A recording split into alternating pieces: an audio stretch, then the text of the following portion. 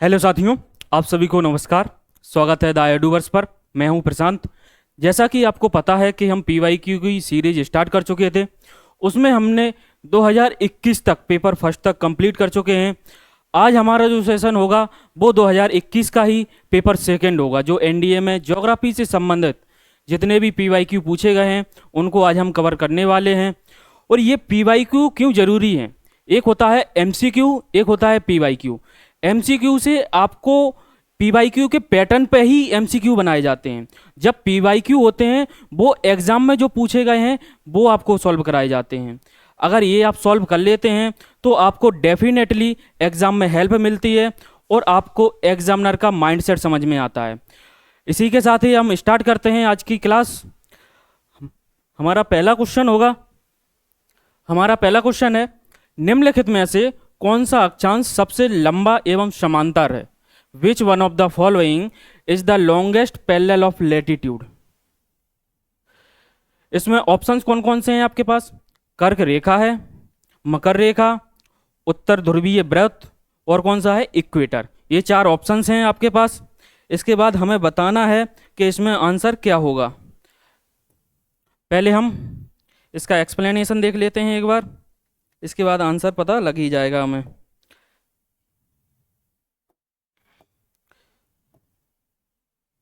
ये यहाँ से निकल क्या इक्वेटर आज गुजरती है, यहाँ से क्या गुजरती है? इक्वेटर या विषुवत रेखा, विषुवत रेखा। इसके बाद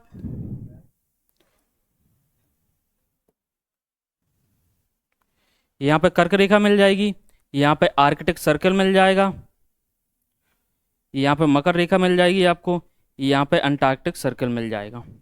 इनके नाम करते हैं। ये देखो, ये क्या इक्वेटर है, यहाँ पर मिलेगी कर्क रेखा, ये मिलेगी मकर रेखा, मकर रेखा। यहाँ पे अंटार्कटिक सर्कल, अंटार्कटिक व्रत और यहाँ पर मिलेगा आर्कटिक व्रत।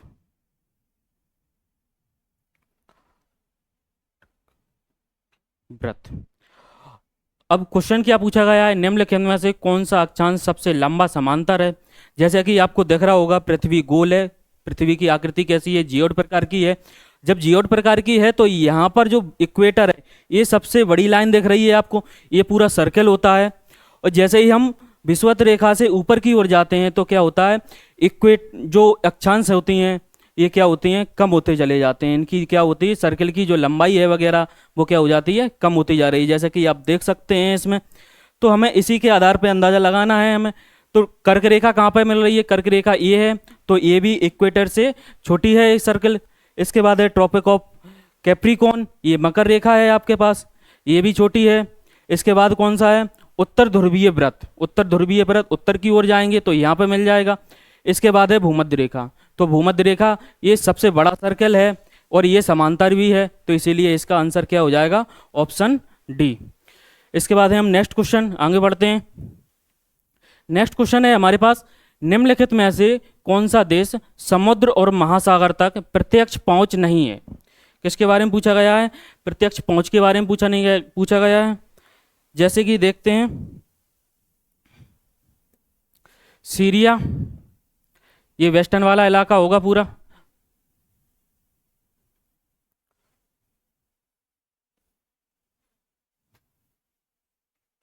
यहाँ से ये अफ्रीका वाला इधर रीजन, यहाँ से ये हो गया अरब, ये इंडिया है। ये यहाँ पर क्या मिलेगा? इधर इजराइल मिलेगा, सीरिया मिलेगा, जॉर्डन मिलेगा। यहाँ पे जॉर्डन मिल जाएगा आपको, जॉर्डन। यहाँ पे सीरिया मिल जाएगा।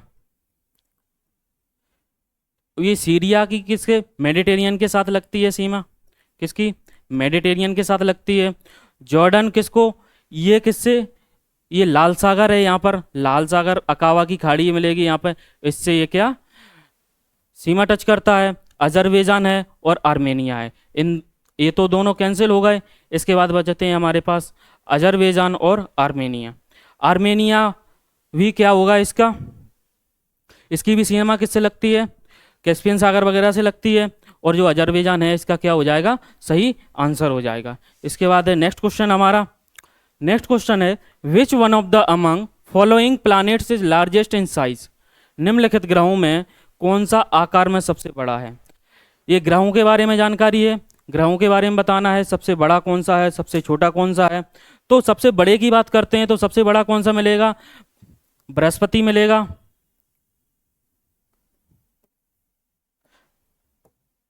बृहस्पति मिलेगा, शनि मिलेगा, अरुण मिलेगा, वरुण मिलेगा, फिर पृथ्वी मिलेगी। ठीक है, अब ये देखो इन पांचों ऑप्शन में से इनमें चारों तो है ही नहीं है, ना बृहस्पति है, ना शनि है, ना अरुण है और ना वरुण है। इसमें कौन सा है, पृथ्वी है, शुक्र है, मंगल है, बुध है। बुध क्या है, सबसे छोटा ग्रह भी है। बुध क्या है, सबसे छोटा ग्रह भी है।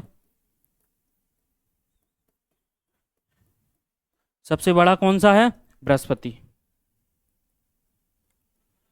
सबसे बड़ा ग्रह कौन सा मिलेगा आपको, बृहस्पति मिल जाएगा।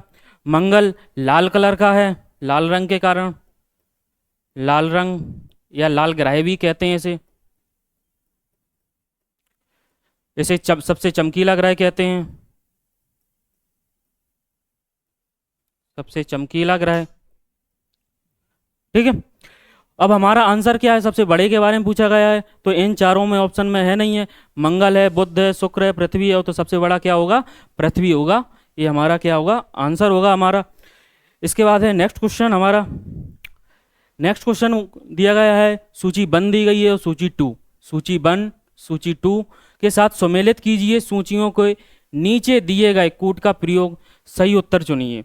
तो कौन कौन से ऑप्शंस हैं आपके पास, पहला सूची में कौन कौन से है, मुंबई है, विशाखापट्टनम है, चेन्नई सी पे मिल जाएगा, डी में कौन सा मिल जाएगा, कोच्चि। इधर उनकी विशेषताएं दी गई हैं, अरब सागर की रानी किसे कहा जाता है, भारत का सबसे बड़ा पत्तन कौन सा है, भू आबद्ध बंदरगाह कौन सा है, पूर्वी तट पर प्राचीनतम बंदरगाह कौन सा है। जैसे कि अगर हम कुछ ना जानते हो पर मुंबई के बारे में तो नाम सुना ही होगा, मुंबई के बारे में नाम सुना है, तो ये क्या है, भारत का सबसे बड़ा पत्तन है।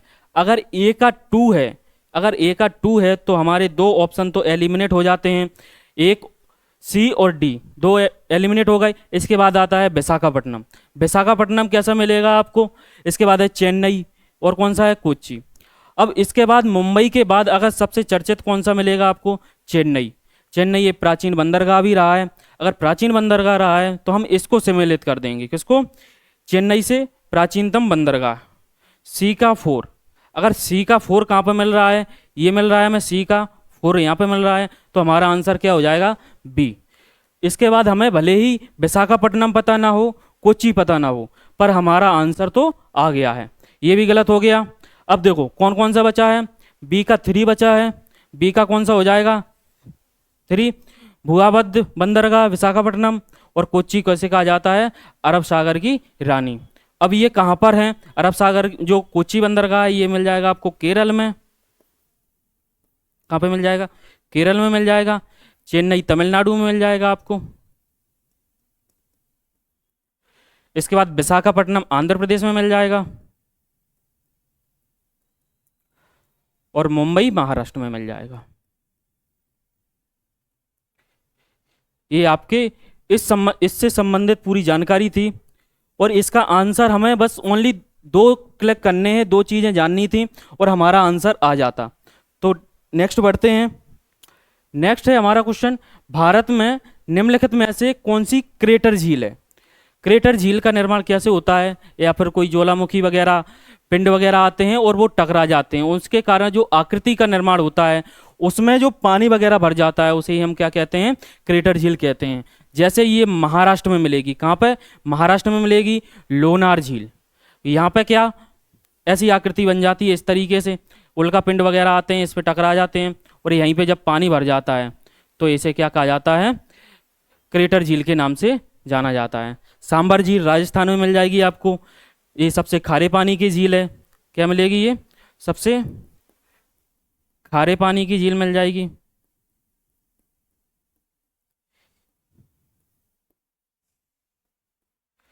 इसके बाद चिल्का झील है, ये लेगून झील है उड़ीसा में, लेगून झील। और वेम्बनाड झील कहाँ पे मिलेगी आपको? केरल में मिल जाएगी। झील से संबंधित सारी जानकारी आपको एकत्रित करनी है, क्योंकि यूपीएससी में जो आपके पीवाईक्यू हैं, पीवाईक्यू ही बताते हैं कि आपकी थीम क्या रहने वाली है।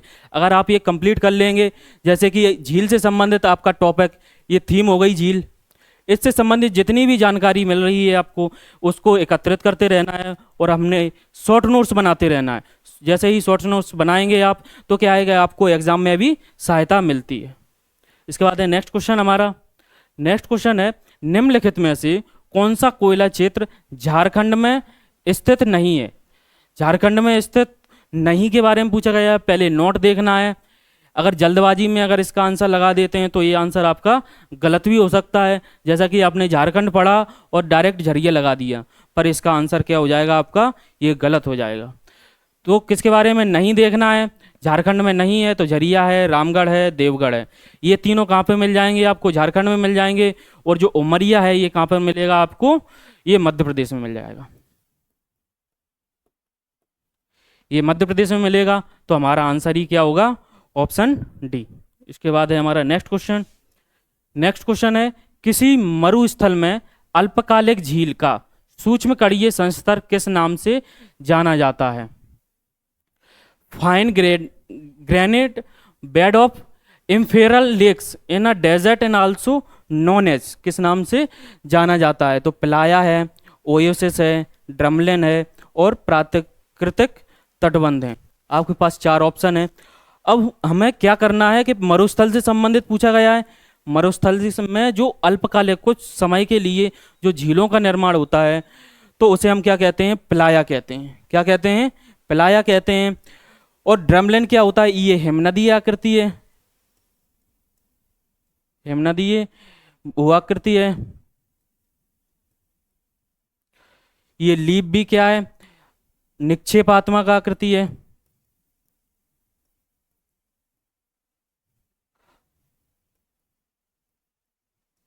ये निक्षेपात्मक आकृति नेचुरल तटबंध वगैरह, जैसे कि मिट्टी वगैरह आई तो वहां पे जमा हो जाते हैं इस तरीके से, तो उसे हम क्या कहते हैं? नेचुरल लीप्स के नाम से जानते हैं।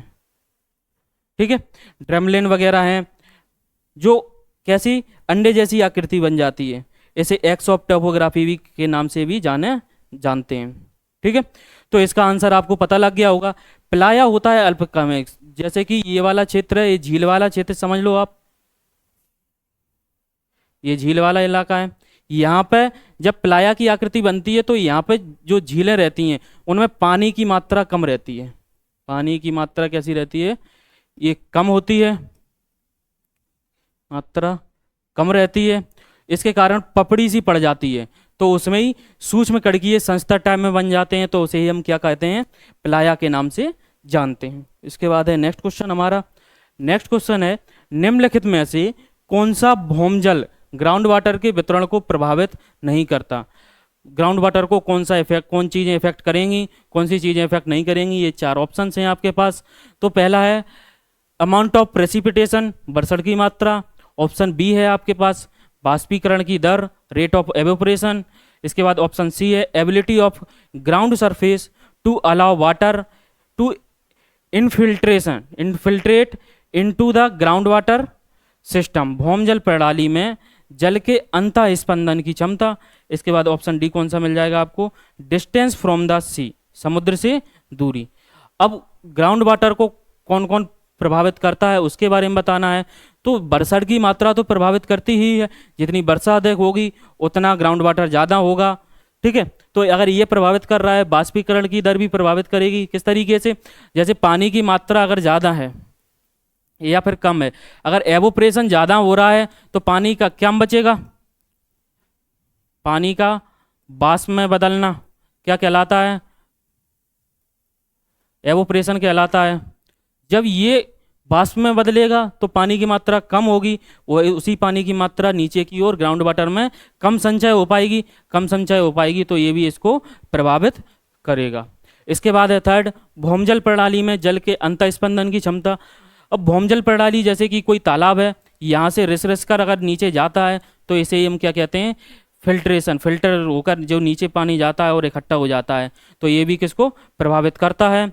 इसके बाद है डिस्टेंस फ्रॉम द सी, ये इसको प्रभावित नहीं करता है। ठीक है, इसके बाद है हमारा नेक्स्ट क्वेश्चन। नेक्स्ट क्वेश्चन है जैव विविधता के बारे में निम्नलिखित में से कौन सा कथन सही नहीं है। पहले हमें क्या ध्यान रखना है, नोट के बारे में, और हमें सबसे पहले क्वेश्चन को बहुत शांतिपूर्वक पढ़ना है। अगर हम क्वेश्चन को पढ़ लेते हैं तो आंसर को देखना होता है बस, क्या कौन सा सही हो सकता है, कौन सा सही नहीं। अगर आप क्वेश्चन को ही सही नहीं पढ़ेंगे, जैसे कि आपने नहीं पढ़ा, तो आप इसको आंसर सही भी कर सकते हैं और गलत भी। अगर आपने ये क्लियर अच्छे से पढ़ा है तो आपको ध्यान रहेगा कि इसके नहीं के बारे में पूछा गया है। तो ऑप्शन ए कौन सा मिलेगा आपके पास, जैव विविधता शब्द का वाल्टर जी रोजेन ने 1986 या 1986 में प्रयोग किया था। इसके बाद ऑप्शन बी है आपके पास, जैव विविधता हॉटस्पॉट शब्द का प्रयोग नॉर्मन मायर्स ने 1988 में किया था। इसके बाद सी ऑप्शन है, सबसे समृद्ध जैव विविधता वाले क्षेत्रों में जैव विविधता हॉटस्पॉट कहा जाता है। इसके बाद ऑप्शन डी है आपके पास, विश्व में जैव विविधता के 100 से अधिक हॉटस्पॉट की पहचान की गई है। तो इसमें ये कथन तो सही हो गया, 1986 में किसने जैव विविधता का प्रयोग किया था, वाल्टर जी रोजेन ने किया था। इसके बाद ये भी एक कथन सही है, नॉर्मन मायर्स ने इसका उपयोग किया था 1988 में। सबसे समृद्ध, जहाँ पर जैव विविधता सबसे ज़्यादा मिलती है, उसे ही हम क्या कहते हैं, हॉटस्पॉट क्षेत्र, जैव विविधता हॉटस्पॉट। एक होता है हॉटस्पॉट और एक क्या होता है, हॉप स्पॉट। अगर ये स्थल पर जैव विविधता अधिक मिलती है, जैव विविधता अधिक मिलती है, तो उसे क्या कहा जाते हैं, हॉटस्पॉट कहते हैं। अगर समुद्र में जैव विविधता अधिक मिल रही है तो उसको किस नाम से जाने जाते हैं, हॉटस्पॉट के नाम से, समुद्रीय जैव विविधता।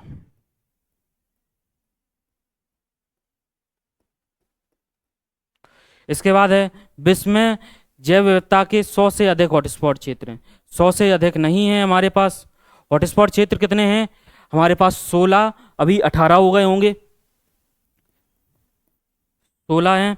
और इंडिया में कौन कौन से हॉटस्पॉट क्षेत्र हैं, हॉटस्पॉट क्षेत्र इंडिया में कौन कौन से मिलेंगे, ये 4 क्षेत्र मिल जाएंगे।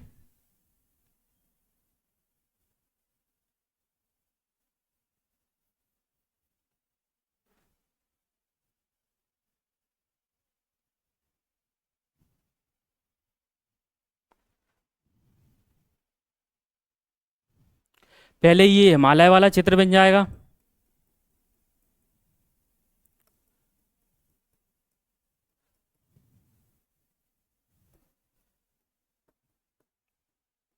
हिमालय वाला।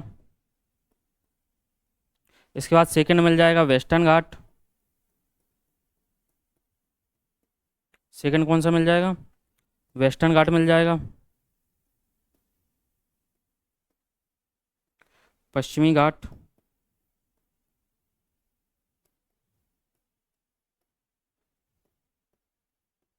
वेस्टर्न घाट।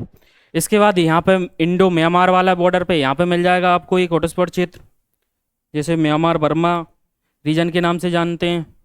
किस नाम से, म्यांमार बर्मा के नाम से जानते हैं।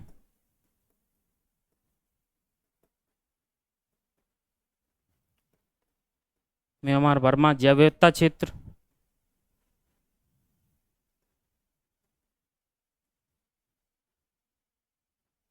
इसके बाद लास्ट कौन सा मिल जाएगा, ये अंडमान निकोबार वाला, इसे सुंडा लैंड के नाम से भी जानते हैं।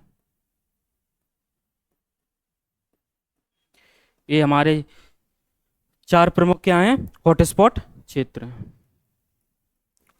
हॉटस्पॉट, यहाँ पे जैव विविधता सबसे अधिक पाई जाती है हमारे इंडिया में। इसके बाद है नेक्स्ट क्वेश्चन हमारा। नेक्स्ट क्वेश्चन है, पृथ्वी में वायुमंडल निम्नलिखित में से मुख्यतः किसके द्वारा तप्त होता है। तो हमारा पहला ऑप्शन है आपके पास, लघु तरंग सौर विकिरण, परावर्तित सौर विकिरण और दीर्घ तरंग पार्थिव विकिरण और प्रकीर्ण सौर विकिरण। तो इसका सही आंसर क्या हो जाएगा? दीर्घ तरंगों के द्वारा होता है। किसके द्वारा? दीर्घ तरंग पार्थिव विकिरण के होता है, टेरेस्ट्रियल रेडिएशन होता है।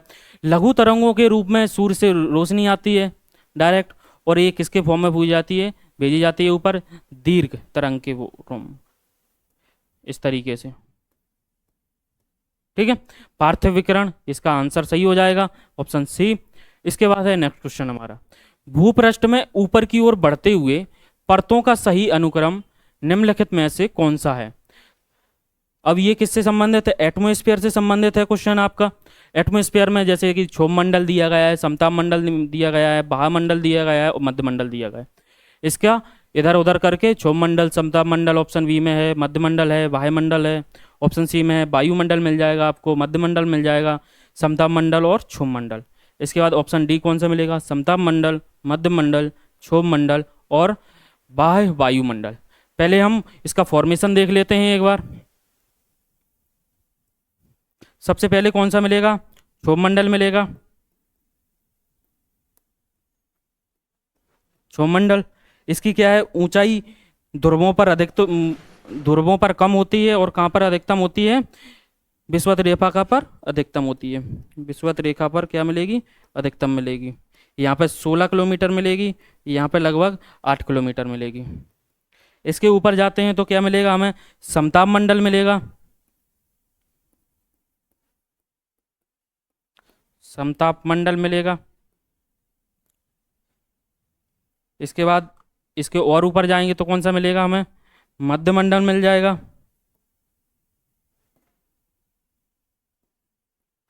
मध्य मंडल मिल जाएगा।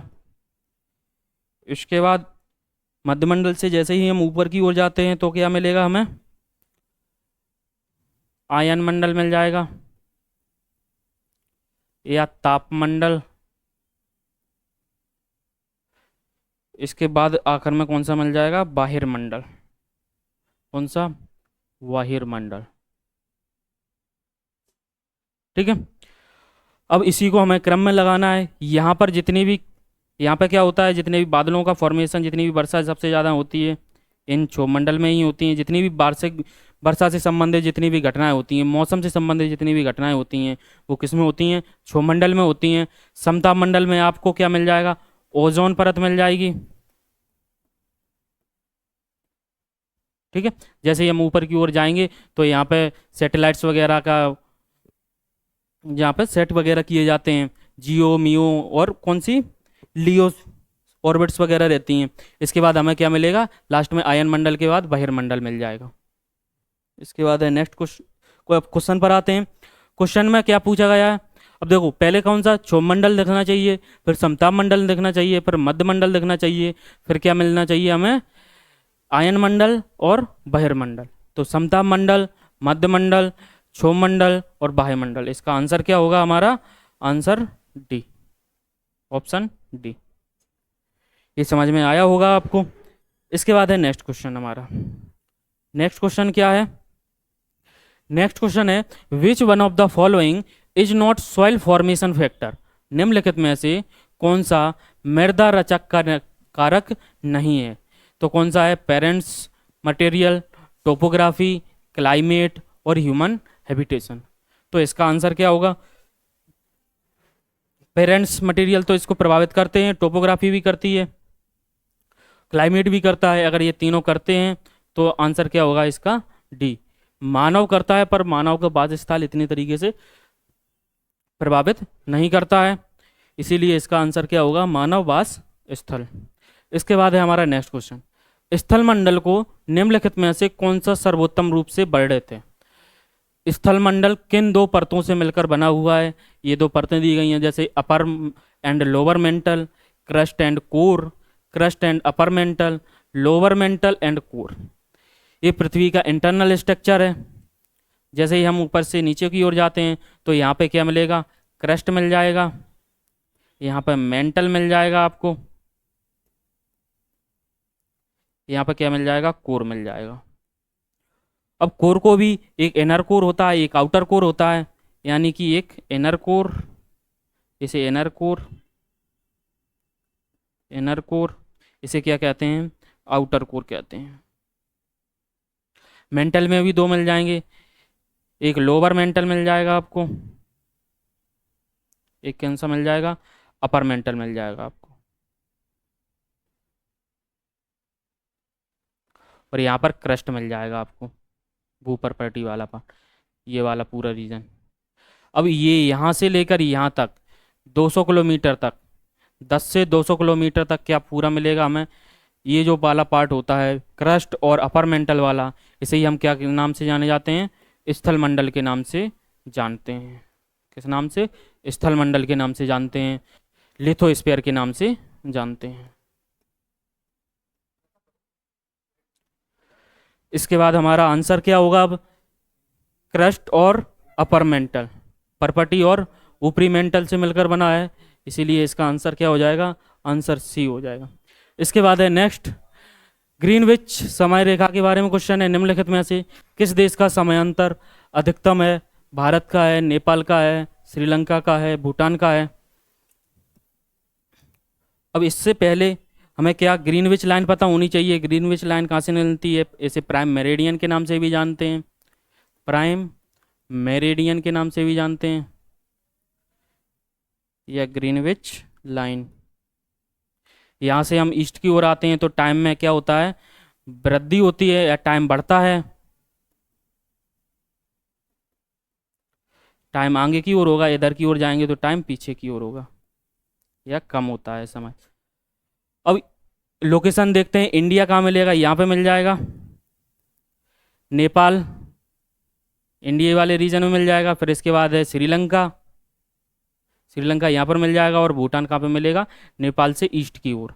तो इसके बारे में पूछा गया है सबसे अधिक समय अधिक किसका अधिक होगा, तो जहाँ पे जिसके देश ग्रीनविच लाइन से दूरी पर होगा उसी का समयांतर सबसे अधिकतम होगा। तो सबसे दूरी पे कौन सा मिलेगा, भूटान मिलेगा, इसीलिए इसका आंसर क्या हो जाएगा आपका, भूटान। इसके बाद है नेक्स्ट क्वेश्चन हमारा, नेक्स्ट क्वेश्चन है कर्क रेखा निम्नलिखित में से किस राज्य से होकर नहीं गुजरती है। फिर नोट दिया गया है, अगर आप नहीं को नहीं देखते हैं तो आप आंसर गलत कर सकते हैं, इसको ध्यान से पढ़ना है आपको। और ऑप्शन कौन कौन से हैं आपके पास, मणिपुर है, पश्चिम बंगाल है, गुजरात है और राजस्थान है। पहले हम जान लेते हैं कि कर्क रेखा कितने राज्यों से होकर गुजरती है। 8 राज्यों से होकर गुजरती है। वो 8 राज्य कौन कौन से मिलेंगे आपको, गुजरात मिल जाएगा, राजस्थान मिल जाएगा, मध्य प्रदेश मिल जाएगा, छत्तीसगढ़, इसके बाद झारखंड, फिर वेस्ट बंगाल, फिर त्रिपुरा, फिर मिजोरम। 1 2 3 4 5 6 7 8। इसकी मैंने एक ट्रिक भी बताई है, उसको कैसे याद कर सकते हैं, गुराम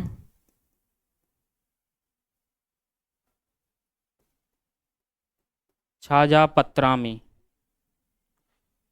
जी, इससे हो जाएगा गुजरात, इससे हो जाएगा राजस्थान, इससे हो जाएगा मध्य प्रदेश, इससे हो जाएगा छत्तीसगढ़, इससे हो जाएगा झारखंड, इससे हो जाएगा वेस्ट बंगाल या पश्चिम बंगाल, इससे त्रिपुरा, इससे मिजोरम। अब ये मणिपुर हमारे पास इसका आंसर नहीं है, तो इसका आंसर सही क्या होगा, मणिपुर ये कर्क रेखा से नहीं गुजरता है, कर्क रेखा ये राज्यों से नहीं गुजरती है। इसके बाद है नेक्स्ट क्वेश्चन हमारा, फसल और उत्पादन को निम्नलिखित में से कौन सा से युग्म रूप से सम्मिलित है। तो 3 आपके पास स्टेटमेंट है, 1 2 3। फूड खाद्य फसल रागी है या फिर नहीं है, नकदी फसल पटसन है या फिर नहीं है, रोपड़ फसल नारियल है या फिर नहीं है। ये तीनों क्या हैं, खाद्य फसल रागी मिल जाएगी आपको, ये भी सही हो जाएगा। नकदी फसल पटसन है तो ये भी सही हो जाएगा। इसके बाद रोपड़ फसल क्या, नारियल है। तो अगर ये तीनों कथन तीनों स्टेटमेंट सही है तो इसका आंसर क्या हो जाएगा, ऑप्शन सी, 1 2 3। इसके बाद है हमारा नेक्स्ट क्वेश्चन, नेक्स्ट क्वेश्चन है गुरुत्वाकर्षण बलों के प्रभाव के कारण महासागरीय जल में होने वाले आवधिक उतार और चढ़ाव को क्या कहते हैं। किस नाम से जाने जाते हैं, ज्वार भाटा के नाम से जानते हैं। किस नाम से, ज्वार भाटा के नाम से जानते हैं। करंट, ये महासागरीय करंट होती हैं, महासागरीय करंट वगैरह के नाम वगैरह, महासागरीय धारा कोई नाम वगैरह पता है आपको, जैसे कि आपने नाम सुने होंगे, हमबोल्ट की धारा का नाम सुना होगा। इसके बाद विषुवतीय धारा का नाम सुना होगा प्रशांत महासागर में। इसके बाद गल्फ स्ट्रीम का नाम सुना होगा कभी, गल्फ स्ट्रीम। कुछ ठंडी होती हैं धाराएं, कुछ गर्म धाराएं होती हैं। तो ये धाराओं के बारे में, वेव्स वगैरह हैं और सुनामी है, इनके कारण, उतार चढ़ाव के कारण उसको क्या कहते हैं, वो डेफिनेशन दी गई है। ये डेफिनेशन किसकी है, ज्वार भाटा की है। तो इसीलिए हमारा आंसर क्या हो जाएगा, ज्वार भाटा। इसके बाद है नेक्स्ट क्वेश्चन हमारा। नेक्स्ट क्वेश्चन है सूची 1 सूची 2 फिर दी गई है। सुमेलित कीजिए, सूचियों के दिए गए कूट को प्रयोग करते हुए सही उत्तर चुनिए। हीराकुंड कहाँ पर है, पहले हमें ये देखना है। हीराकुंड कहाँ मिल जाएगा, ये उड़ीसा में मिल जाएगा। उड़ीसा में मिल जाएगा तो ए का क्या हो जाएगा, 3 हो जाएगा। ए का 3 कहाँ कहाँ पर मिल रहा है, ए का 3 दो जगह मिल रहा है, ऑप्शन ए और ऑप्शन बी में। अब इसके बाद सी और डी तो वैसे ही कैंसिल हो गए। इसके बाद पंचेत है, कोसी है, उकाई है। अब कोसी को तो हम जानते हैं, कोसी कहाँ है, बिहार का शोक भी कहा जाता है इसे, कोसी नदी को। तो सी का क्या हो जाएगा, 2 हो जाएगा। अगर सी का 2 होता है तो ये भी कैंसिल हो जाता है। इसके बाद हमारा आंसर कौन सा बचता है, ओनली आंसर ए। इसीलिए हमारा आंसर क्या हो जाएगा, आंसर ए। और पंचेत का संबंध किससे होगा, बी का क्या है, 4 है, तो झारखंड से हो जाएगा। उकाई बचता है, वो कहाँ से हो जाएगा, गुजरात से हो जाएगा। ये हमारा सही आंसर हो जाएगा। इसके बाद है नेक्स्ट क्वेश्चन हमारा। नेक्स्ट क्वेश्चन है निम्नलिखित में से कौन सी विशेषता नदी के अपर्दन और निक्षेपण के कार्य का परिणाम है। ऐसी कौन सी आकृति है, या फिर गर्तिका है। पहला ऑप्शन है आपके पास ए। बी कौन सा है, ऑक्सबो लेक है। ऑप्शन सी है लीव। ऑप्शन डी है रैपिड। अपर्दनात्मक और निक्षेपात्मक दोनों कार्य करती हैं, वो कौन सी आकृति कहलाती है। देखो पैथोल जल गर्तिका क्या होती है, जल वगैरह आ जाता है और उसमें जल जमा हो जाता है, तो उसे क्या कहते हैं हम, जल गर्तिका। जल गर्तिका के नाम से जाना जाता है, जहाँ पे पानी भर जाता है। चाप झील क्या होती है, ऑक्सबो लेक्स इस तरीके की होती है। अब यहाँ पर ये नदी बह रही है, इसके कारण अपर्दनात्मक एवं निक्षेपात्मक क्रियाओं के द्वारा जो ये आकृति बन जाती है इस टाइप में, तो उसे हम क्या कहते हैं, ऑक्सबो लेक के नाम से जानी जाती है। ये गंगा के मैदान वाले क्षेत्रों में सबसे ज़्यादा मिलती है, चाप झील के नाम से। किस नाम से, चाप झील के नाम से जानी जाती है। तटबंध क्या होते हैं, जैसे कि कोई चीज़ अपर्दन हुई और यहाँ पर जमा हो गई, तो उसे तटबंध वगैरह कहते हैं, ठीक है। पर ये अपर्दनात्मक प्रक्रिया का प्रॉपर फॉर्म नहीं है, ये ओनली क्या हो रहा है, डिपॉजिट हो रहा है, उससे तटबंध का निर्माण हो रहा है। एक होता है छिप्रिका, इसी के सिमिलर मिलती हुई, इसे हम छिप्रिका के नाम से जानते हैं। इसीलिए आपका आंसर क्या होगा इसका, ऑक्सबो लेक्स। क्या हो जाएगा, ऑक्सबो लेक या चाप झील। इसके बाद है नेक्स्ट क्वेश्चन हमारा। नेक्स्ट क्वेश्चन है निम्नलिखित में से कौन सी भारत की कृषि की विशेषता नहीं है। अब हमें भारत की कृषि की विशेषताओं के बारे में दिया गया है, ये 4 ऑप्शन हैं आपके पास। निर्वाह कृषि है, कृषि पर जनसंख्या का दबाव है, मानसून की निर्भरता है, नकदी फसलों की प्रधानता है। हमारे यहाँ पर निर्वाह कृषि तो की जाती है, तो ये भी सही हो जाएगा। इसके बाद है कृषि की जनसंख्या पर अधिक दबाव भी है, क्योंकि जनसंख्या भी हमारे पास कितनी है, 145 करोड़ के समथिंग ये जनसंख्या है। 2021 के अनुसार कितनी थी हमारे पास, 121 करोड़ जनसंख्या थी, ठीक है। मानसून पर निर्भरता रहती है, ये सबसे प्रमुख विशेषता भी है इसकी, तो ये भी सही हो जाएगा। हमारे यहाँ पर नकदी फसलों की प्रधानता नहीं मिलती है। इससे पहले ये वाला क्वेश्चन इसी से संबंधित कहाँ पे पूछा गया था, 2018 में पूछा गया था PYQ में। कौन सी नकदी फसल है, कौन सी नकदी फसल नहीं है, कौन से देश में नकदी फसल उगाई जाती है, और वो 4 ऑप्शन दिए गए थे, तो आपको टिक करना था। नकदी फसलों की प्रधानता ये सबसे ज़्यादा कहाँ मिलेगी, कनाडा वाले इलाकों में मिल जाएगी, कनाडा देश में मिल जाएगी, USA में मिल जाएगी। वहाँ पर क्या है, नकदी फसलों की प्रधानता सबसे ज़्यादा है। इसके बाद है नेक्स्ट क्वेश्चन हमारा। ये हमारे क्या है, PYQ यहाँ पे 2021 से संबंधित जितने भी PYQ थे ज्योग्राफी से संबंधित, वो हम कंप्लीट कर चुके हैं। इसके अलावा ये हमारे यूट्यूब हैंडल्स है, इंस्टाग्राम हैंडल्स है, फेसबुक है, टेलीग्राम है, व्हाट्सअप है, ऐप का नाम है द एडुवर्स के नाम से है। इसके बाद है वेबसाइट www.theeduverse.co.in के नाम से है। और आपको सारे कोर्सेज की आपको जानकारी चाहिए, जैसे NDA से संबंधित कोई कोर्स वगैरह को आप एनरोल करना चाहते हैं, तो हमारे ऐप पे जा सकते हैं, वहाँ से एक्सप्लोर कर सकते हैं ऐप को। और सारी एग्ज़ामों की तैयारी कराई जाती है, चाहे MPPSC हो, चाहे SSC हो, रेलवे हो, बैंकिंग हो, व्यापम हो, सारे एग्जामों के लिए वन स्टॉप सॉल्यूशन है द एडुवर्स। और यहाँ पर हमारे क्वेश्चन खत्म होते हैं। Thank you.